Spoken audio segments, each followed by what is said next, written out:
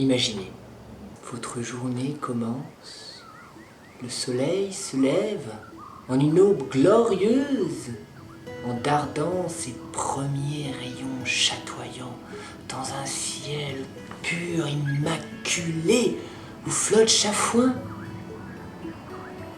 de cristallins nuages vaporeux. Et là, vous vous dites, ben si j'allais m'acheter un petit fusil aujourd'hui.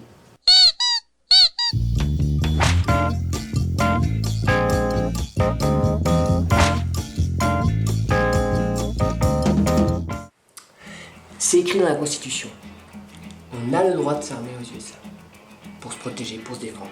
Exactement, c'est écrit.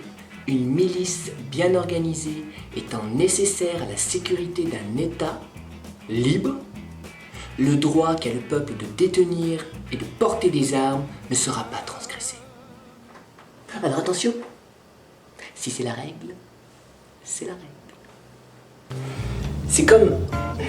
En fait, c'est comme si dans la Constitution il était écrit: si avoir une tête de fion est nécessaire à la santé mentale de certains de nos concitoyens, alors ce concitoyen qu'il désire aura le droit de se faire un bec de canard en guise de bouche et la face plus lisse que le crâne d'un poulpe. Est-ce que pour autant, il y en a qui vont le faire? Oui? Ah bon, ok. Alors, non, excusez-moi, Pardon, c'est pas... Pardon. Non mais disons, plus sérieusement, s'il y avait un amendement à la Constitution disant qu'on a le droit de se promener avec un moule à Kugloff sur la tête, hein, juste comme ça, pour se protéger de la chute des castors, est-ce qu'on le ferait? Juste parce que c'est écrit? Imaginez, parce que les gars qui ont écrit ça il y a 200 ans, il y a 300 ans, hein, ils étaient sous la menace des castors volants. Est-ce qu'on continuerait à le faire, hein? Est-ce qu'on le ferait? Non. Pourquoi? Parce que c'est plus vraiment utile aujourd'hui. Hein. Les castors, ils volent plus. C'était avant. Maintenant, ils volent plus. Mais après tout, admettons. Oh, admettons. Putain, je suis cool. Bon, si mon voisin, ou si moi, hein, j'avais envie de me promener avec un moule à Kugloff sur la tête, qu'est-ce que ça ferait? Bon bah rien. Rien, c'est pas dangereux, un mec avec un moule à Kugloff sur la tête.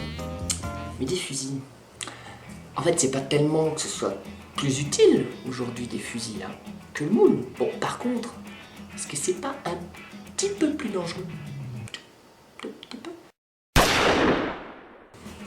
Mais ce qui fait le plus peur, vraiment, ce qui fait vraiment le plus peur, c'est que ça commence dès qu'ils sont tout petits.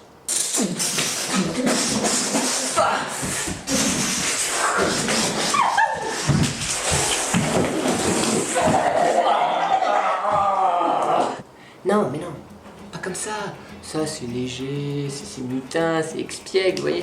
Ce que je veux dire, c'est qu'ils commencent tout petits, avec des vraies armes. Il y a un fabricant d'armes qui a nommé sa série de fusils pour les petits Cricket. Véridique, Cricket, comme Jiminy Cricket. Vous vous rappelez? La conscience de Pinocchio. Ah bah maintenant, c'est ça la conscience.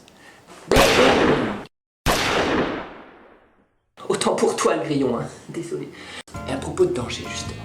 Pourquoi de danger? Les grillons, c'est pas dangereux. Les moules à Kugloff, c'est dangereux. Les castors, c'est dangereux.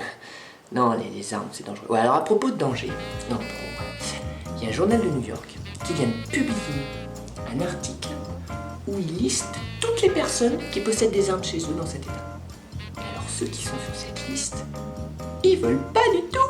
Ils ont les pétaches. Ils veulent pas que tout le monde sache qu'ils sont plus armés qu'un troupeau d'oursins brutes ou un bataillon de Maliens. Enfin, vous voyez, ils veulent pas. Pourquoi? Ben, ils ont peur. Ils ont peur de quoi? Ils ont peur qu'on vienne leur tirer dessus. Mais non, mais c'est eux qui ont les armes. Ils ont peur de quoi? Qu'ils viennent se tirer dessus entre eux? Non mais, sérieusement? Alors, enfin bon, comme disait Smith à Wesson, la logique, c'est comme une balle de Magnum 357. Hein.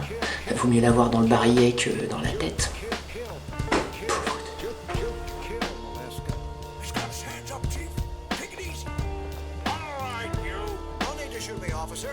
Don't you be telling me what not to do, man. Just